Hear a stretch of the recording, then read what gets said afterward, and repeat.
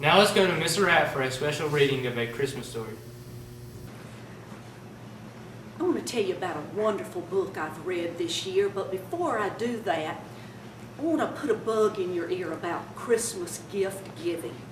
Have you all ever thought about giving books? They make wonderful gifts.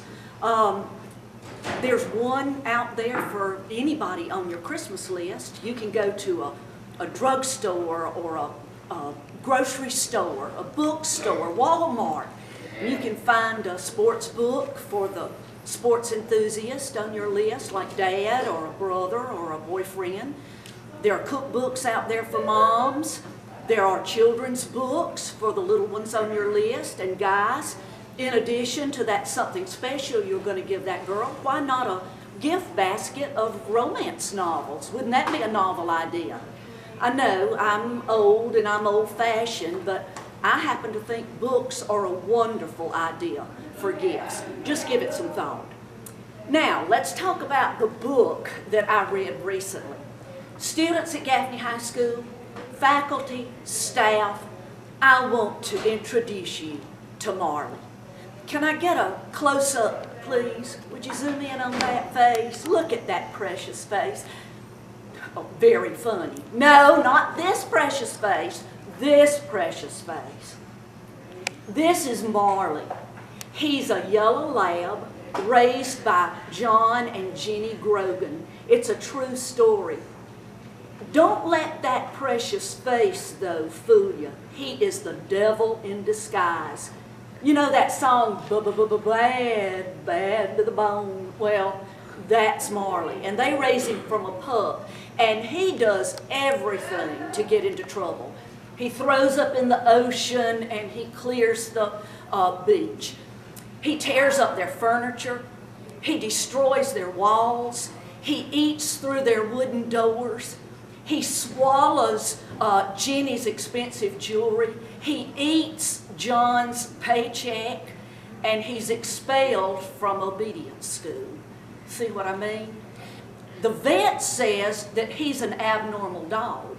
And the only thing that they're able to do is to have him put to sleep. And that's when he was a pup. So you can imagine what he was like when he grew up. Well, they didn't have him put to sleep. They stuck it out. They stayed with him and they loved him with unconditional love, just like he loved them. And I'm so glad they did, because if they had had that dog put to sleep as a pup, it would have cheated me out of a good book to read. I enjoyed reading The Antics of Marley. Made me laugh out loud sometimes when I read. And did it make me ever cry? I sobbed myself to sleep several nights. Marley and Me. It can be checked out in your school library. Or hey, what about giving it as a gift to one of the animal lovers on your Christmas list? Why, John Grogan even wrote a children's version of it in Bad Dog Marley. You can check that out in your school library too.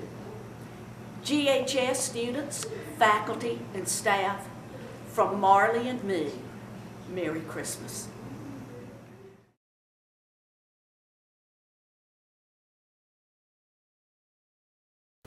As you know, the holiday season is coming up. This means most of you will be traveling. Here are a few travel tips.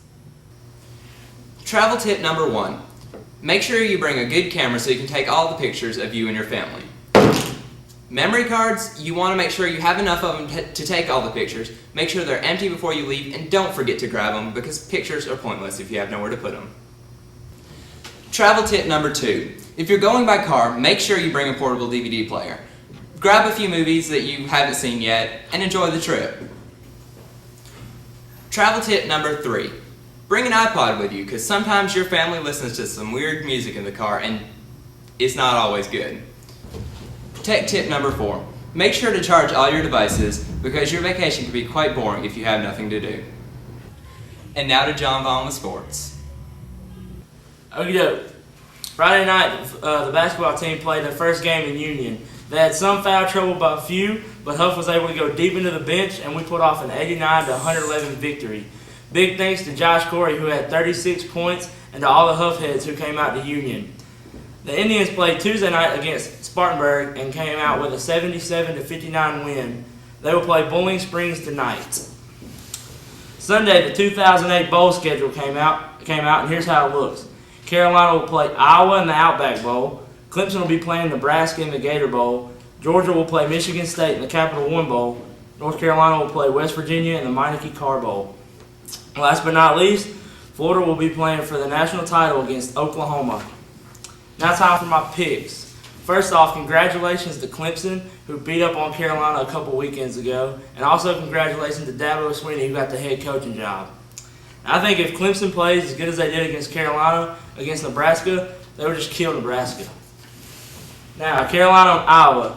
Mainly, the only reason Iowa is in this game is because they got lucky and kicked a field goal to win the game against Penn State. I think Carolina needs to win this game, and I think they will. Now for the game for all the marbles, Florida versus Oklahoma. Tim Tebow is playing like no other right now. He is not only a good passer, rusher, and even at sometimes blocker, he is also a great leader. When he told the whole state of Florida they would never lose again after they lost to Ole Miss, he meant it. Alabama couldn't stop Florida, and neither will Oklahoma. And it is officially great to be a Florida Gator.